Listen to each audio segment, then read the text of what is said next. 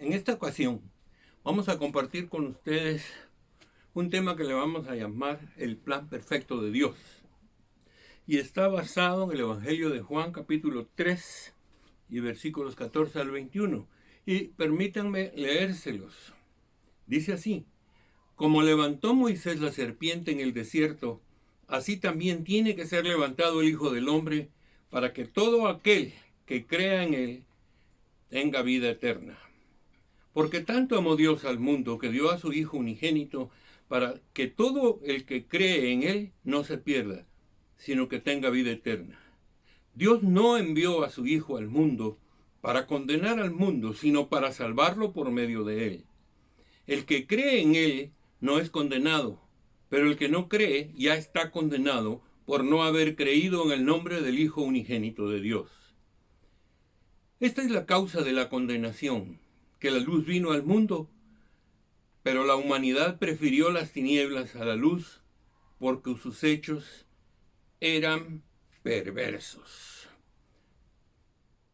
Permítanme detenerme aquí y platicar con ustedes un poco la manera en que Jesús empezó con esta historia o con esta revelación para nosotros. Empezó contando la historia que sucedió en el Éxodo. Y en el Éxodo sucedió una historia que el pueblo empezó a murmurar contra Dios y contra Moisés. Y entonces Dios se enojó y permitió que invadieran serpientes venenosas a todo el pueblo de Israel.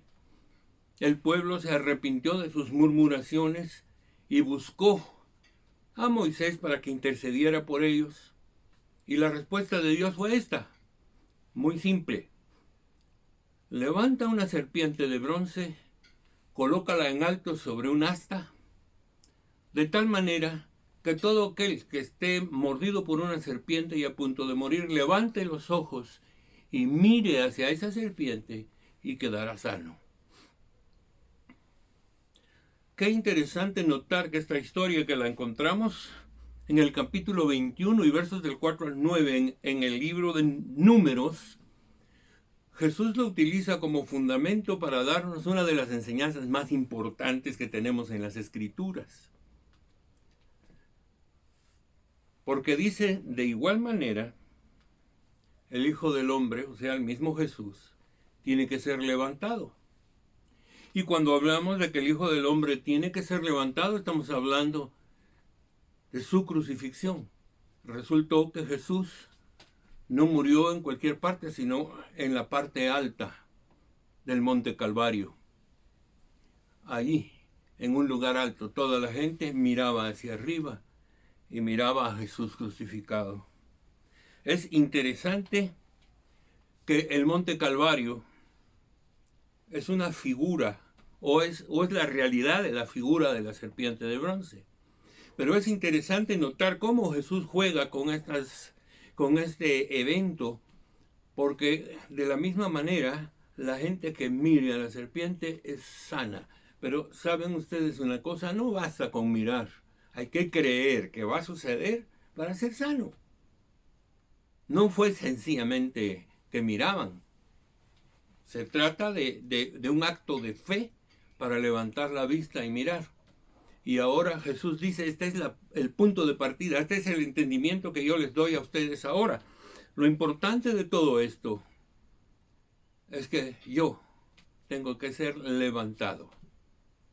Pero curiosamente, cuando habla de que tiene que ser levantado, entonces toca algunas de las cosas básicas que nosotros debemos conocer. Para que todo aquel, dice aquí, que crea en él tenga vida eterna. Me llama mucho la atención eso. Fíjense que hemos estado muy acostumbrados a la palabra el que crea en él. Y el versículo 16, que creo que todo el mundo se sabe de memoria, porque de tal manera amó Dios al mundo que nos dio a su Hijo unigénito para que todo aquel que cree en él no se pierda, sino que tenga vida eterna. Es interesante notar esto, porque la palabra creer en el idioma griego es la palabra pisteuo. Y la palabra pisteuo significa fe. Así que no es tan solo creer, es creer, confiar y actuar. Las tres cosas juntas. Creer, confiar y actuar. Cuando nosotros miramos esas tres cosas juntas, entonces nos damos cuenta que tampoco es levantar los ojos y mirar a Jesús crucificado y ya somos salvos. Estamos hablando de que el que cree pone su confianza en Jesús y entonces actúa para que Jesús sea el Señor de su vida y se la pone en sus manos para que Jesús haga una obra transformadora y renovadora. La palabra salvación que se usa aquí es una palabra muy importante de entender. ¿De qué somos salvos? Somos salvos de una enfermedad, somos salvos de una epidemia o de cualquier cosa. Creo que la palabra salvación es una palabra concreta para decir que Dios nos rescata de nuestra mala manera de vivir y nos lleva delante de Él para darnos una nueva manera de vivir.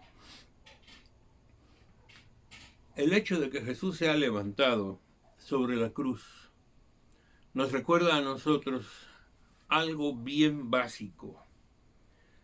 Jesús fue levantado en el monte Calvario y es un hecho que el que ponga su atención y su fe en la obra salvadora de Jesús obtiene la salvación. Yo podría decir ese mismo versículo 16, porque de tal manera amó Dios al mundo que todo aquel que tiene fe en Jesús será salvo. En el sentido de que abarca el sentido completo de la palabra griega. Y yo creo que es importante que lo veamos así, porque nosotros nos encontramos con uno de los puntos más sobresalientes del Evangelio. De hecho, estamos viendo el plan perfecto de Dios. Fíjense ustedes que Jesús no utiliza la historia de la serpiente de bronce solo porque se le ocurrió.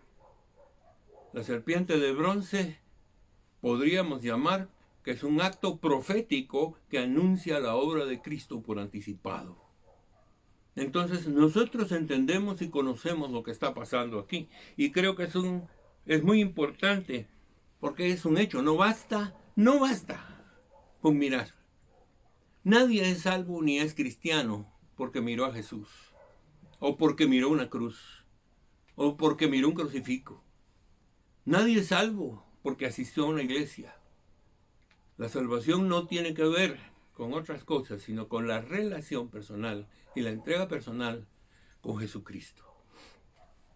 Eso significa que nosotros podemos aprender de este pequeño texto bíblico por lo menos 4 cosas. Quiero tocar 4 cosas básicas que nosotros debemos conocer y que creo que al meditar en ellas aprendemos cosas importantes. La primera cosa que nosotros aprendemos es que este texto nos enseña del amor de Dios, amor y gracia de Dios. De tal manera amó Dios al mundo. Aquí tenemos una de las muestras más importantes del amor. ¿Saben por qué? Porque el amor de Dios a través de Jesús no está viniendo a nosotros por aquellas gentes que son buenas y que están portándose bien y que no hacen mal a nadie, sino que está manifestando su amor aún a aquellos que están matando a su Hijo amado, Jesucristo. Es más, nosotros entendemos que todo el nivel del amor de Dios es tan grande que fue capaz de dar a su Hijo para que lo mataran, para que muriera, para que entregara su vida por nosotros. Pero sí puedo hacer la pregunta, ¿quién es capaz de dar a su Hijo para que lo maten, para bendecir a otros? Yo creo que no somos capaces de eso, pero Dios lo hizo por amor. Nos ama tan entrañablemente que nosotros no somos capaces de entender cómo Dios nos puede amar a pesar de lo que hemos hecho en la vida. ¿Cómo Dios nos puede amar a nosotros si en realidad nosotros no hemos sido lo que Dios quiere, sino que hemos despilfarrado nuestra vida en muchísimas cosas? Pero cuando venimos a Cristo, Él, por su amor, no solo nos salva, sino que endereza nuestros caminos. Déjenme decirles algo. Mucha gente dice, yo hasta que sea bueno voy a venir a Jesucristo. Pero el problema es que nadie puede ser bueno por su propia cuenta. Solo Dios es bueno. Y solo aquel que viene a Dios puede ganar la bondad de Dios para su vida. Entonces, el primer aspecto es aprendamos del amor de Dios. Dios nos ama con un amor que va más allá de lo que nosotros podemos entender o captar con nuestra mente. Es un amor que ama al enemigo, es un amor que ama al que lo odia, es un amor que ama a todo aquel que existe en este mundo. Pero le extiende la mano para decirle, mira, yo estoy aquí contigo para bendecirte. Es importante que miremos eso. El segundo punto es la muerte de Cristo. Dios dio a su Hijo para que nosotros fuéramos salvos. Yo creo que este punto tengo que explicarlo y permítanme decirles por qué. A veces miramos, Jesús murió y qué bonito, está en la cruz y nos ayuda y cuando nosotros tenemos fe en Él somos salvos. Perfecto, pero hay algo interesante. Tal vez más que interesante, súper importante. Voy a ponerles esta historia como un ejemplo. Llega el momento en que Cristo viene a la tierra y la tierra está tan depravada y tan dañada que lo único que Dios puede hacer es destruirla. Es una historia similar a la historia de Noé y el diluvio. El mundo estaba tan extraviado y tan perdido que Dios tomó la decisión de enviar un diluvio. Pero resulta que ahora no envió un diluvio, envió a Jesús, su Hijo. Pero el punto de la muerte de Jesús no es simplemente el punto en el que nosotros podemos ver simplemente un acto de morir. Es importante que nosotros nos demos cuenta de que Jesús está muriendo para que nosotros no muramos. Creo que es importante que veamos este aspecto. ¿Quién merecía la muerte? Nosotros. ¿Quién merecía perder la vida ahí? Nosotros. ¿Quién merecía ser crucificado como la muerte más vergonzosa de la historia? Nosotros. Pero Jesús tomó una decisión. Miren, no mueran ustedes. Voy a morir yo en lugar de ustedes. Y por causa de mi muerte ustedes van a ser perdonados, limpiados y salvados. Ese es el plan perfecto de Dios. Ese es el plan perfecto de Dios, en donde Jesús mismo entrega su vida por nosotros, sustituyéndonos a nosotros del castigo que merecemos. Qué importante es que nos demos cuenta entonces de ese proceso. El tercer punto es el Evangelio. Aquí nosotros leemos el Evangelio en su estado más puro. Nosotros leemos la pureza del Evangelio y es importante que lo notemos así. La pureza del Evangelio es la buena noticia. Óiganme bien. Evangelio significa buena noticia. Jesús es la buena noticia. Lo que Jesús hizo en el Calvario es la buena noticia. La buena noticia es que Dios no te va a castigar, sino que te da perdón y salvación a través de Jesucristo. ¿Qué cosa mejor puedes encontrar en la vida que esto? El Evangelio es una buena noticia para nosotros los seres humanos, que no merecemos otra cosa que el castigo. Pero Dios tiene misericordia de nosotros y dio a Jesús para que muriera en lugar nuestro. Y la buena noticia es, ustedes no necesitan morir, ustedes necesitan solo poner su fe en Jesucristo. Eso es suficiente. Y el cuarto punto es que a través de todos estos hechos y a través de ese amor y de ese evangelio y a través de esa entrega sustituta de Cristo, nosotros podemos ver la grandeza de Dios. Dios no es un Dios pequeño, es un Dios grande, hasta el punto de entregarlo todo por nosotros. ¿Qué podemos nosotros decir en relación a esta situación? Dios es tan grande y nosotros tan pequeños.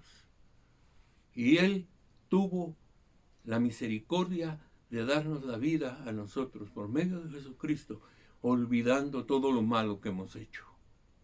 Curiosamente, la palabra perdón significa olvidar. y en el caso de Dios es punto borrado. Lo que nosotros hicimos queda borrado y Dios nos da nueva vida. Nacemos de nuevo, somos nuevas criaturas. Por eso, porque todo se borró. Ante Dios está borrado, aunque nosotros nos recordemos de eso, Dios lo tiene borrado. Qué importante es entonces que nos demos cuenta de eso. La gloria de Dios es manifiesta cuando Él hace una obra tan grande como darnos a nosotros la oportunidad de tener vida en Jesús.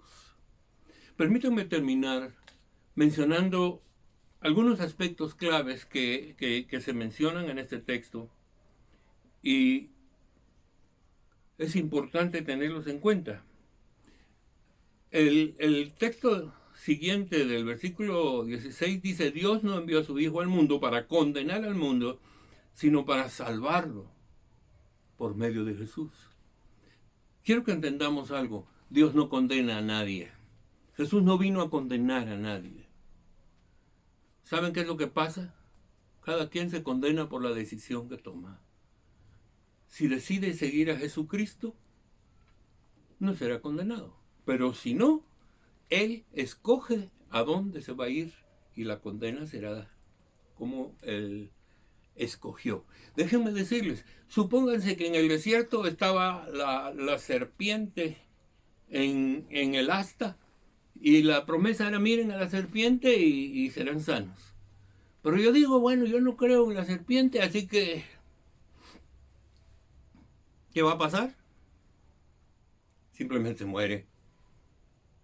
Así que el que rechaza el plan de Jesucristo viene a condenación.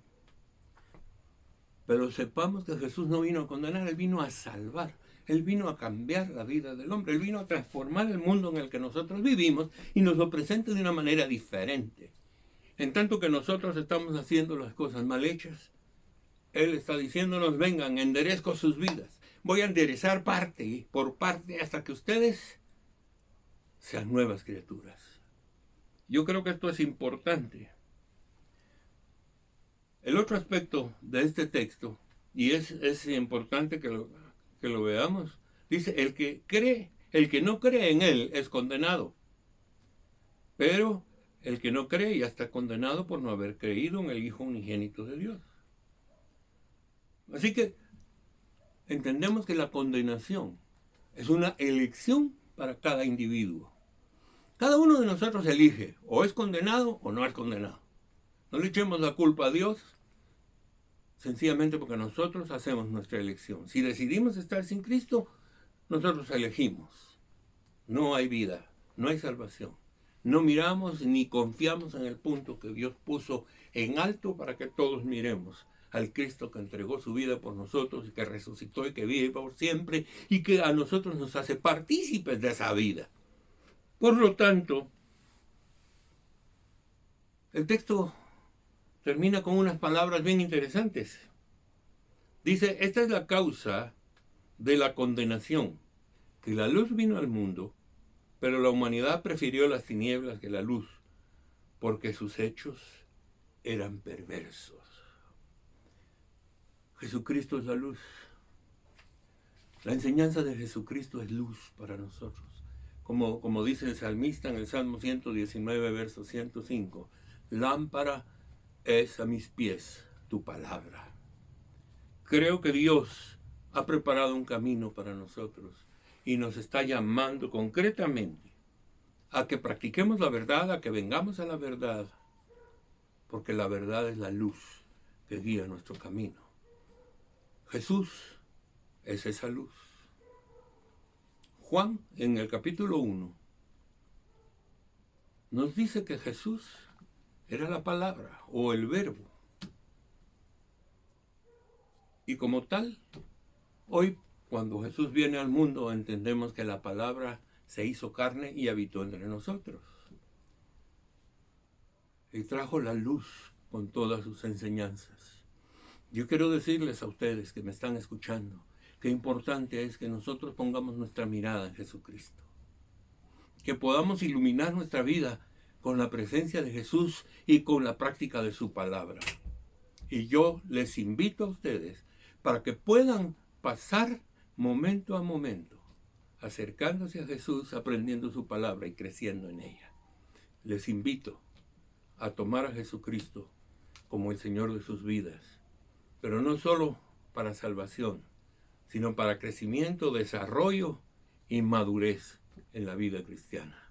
Termino con una breve oración. Padre, en el nombre de Jesús, quiero poner a todos los que están viendo este programa en tus manos, para que puedan levantar sus ojos y ver a aquel que está crucificado y responder de una manera clara y decir: Señor, yo era el que debía estar colgado ahí, pero tú tomaste mi lugar. Solamente quiero decirte, Señor, que te entrego mi vida y que quiero vivir para siempre, y pongo totalmente mi fe en Jesucristo. Gracias por la obra que haces para mi bien. En el nombre de Jesús. Amén.